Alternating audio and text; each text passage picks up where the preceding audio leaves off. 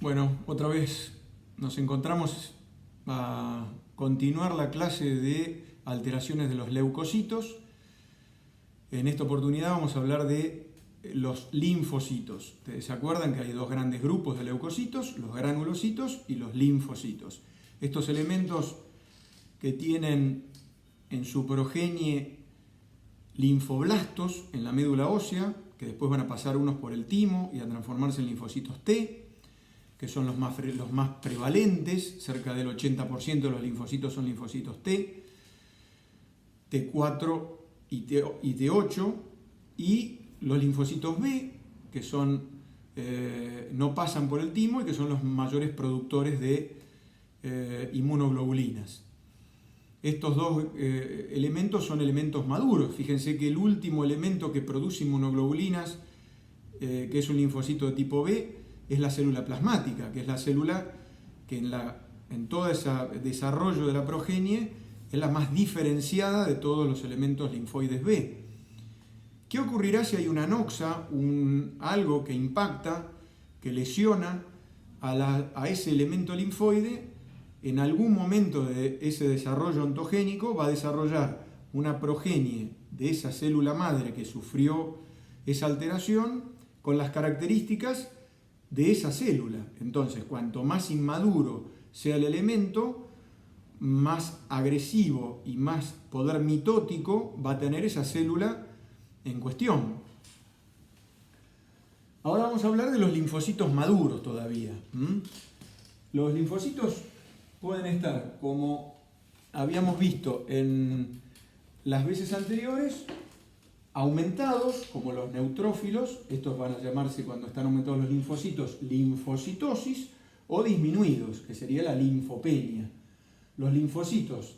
hay que ver que son mayor de 12 años, por lo que hablamos en la charla anterior. Si tiene más de 4.000 linfocitos por milímetro cúbico, estamos hablando de una linfocitosis. Hay dos causas que son las más frecuentes, que son las que se tienen que grabar y llevarse el concepto a casa. Los síndromes mononucleósicos, que si bien la mononucleosis infecciosa producida por el virus de Epstein-Barr es el clásico síndrome, dentro de los síndromes, esa mononucleosis infecciosa es la que se toma como paradigma, hay otros virus, el citomegalovirus, el VIH, el parvovirus, que producen síndromes mononucleósicos. Y hoy por hoy les diría que hasta el virus del dengue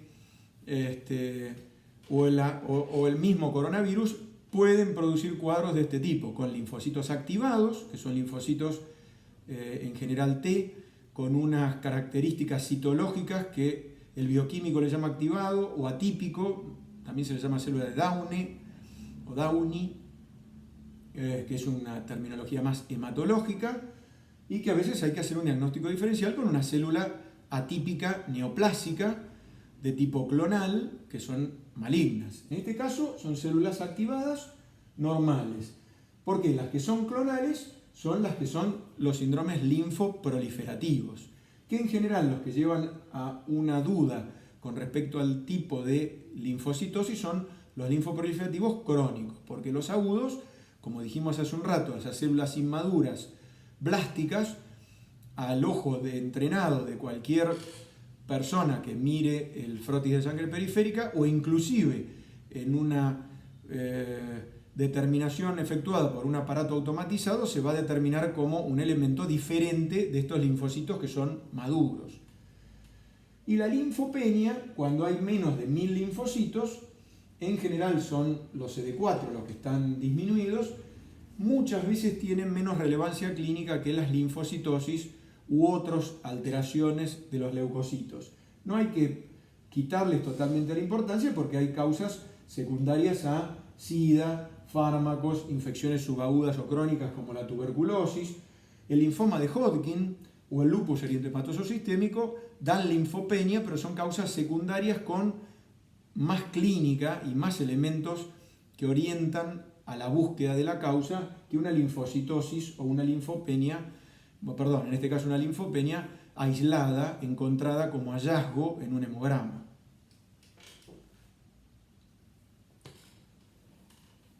Ya hablando de neoplasia del sistema linfoide, neoplasia es un tejido neoformado, cuando hay una célula precursora, donde hoy, acuérdense entonces siempre de la ontogenia, de ese abanico de los gráficos de fisiología, donde las células se van convirtiendo en células más o menos diferenciadas. Si la célula es precursora, habrá una leucemia o linfoma linfoblástico, así como vimos la mieloblástica, este es linfoblástico. No está mal nombrarlo como linfocítico agudo, pero los hematólogos no usamos normalmente esa terminología. Las células B más maduras llevarán a la formación de una leucemia linfática crónica, de un mieloma múltiple, de un mieloma solitario, de un linfoma no Hodgkin, que hay varios tipos, se pueden describir hasta 36 subtipos si uno exagera las subclasificaciones, pero los más importantes y conocidos son el tipo MALT o asociado a mucosa, el linfoma folicular, que es casi el 25% de los linfomas no Hodgkin, los del manto, que son los de peor pronóstico de todos, son menos del 2% por suerte, los linfomas difusos de grandes células B, que son otro 25% como balanceando la prevalencia de los linfomas foliculares, y el Burkitt, que es otro de muy mal pronóstico, muy agresivo, parecido al linfoma difuso de grandes células, pero también, por suerte para los pacientes, es también de baja frecuencia, de baja prevalencia. ¿Qué pasaría si la anoxa y la transformación la transformación maligna es a nivel de las células T o natural killer? Si fueran maduras, habrá una leucemia prolinfocítica o una leucemia linfática T de linfocitos grandes granulares. La que dije, el linfoma o leucemia del adulto de tipo crónica, o el linfoma de células T periféricas, el angioinmunoblástico, el anaplásico, ya sea LK positivo o negativo. No es para que se acuerden los nombres, es para que entiendan la complejidad del tema, que surge esa complejidad del tipo de célula que prolifera. Si la célula es inmadura y muy proliferativa, va a ser más agresiva porque el índice mitótico lleva a un crecimiento de esa masa tumoral muy importante en corto plazo, y las características clínicas de esa enfermedad oncohematológica obedecerán a esa proliferación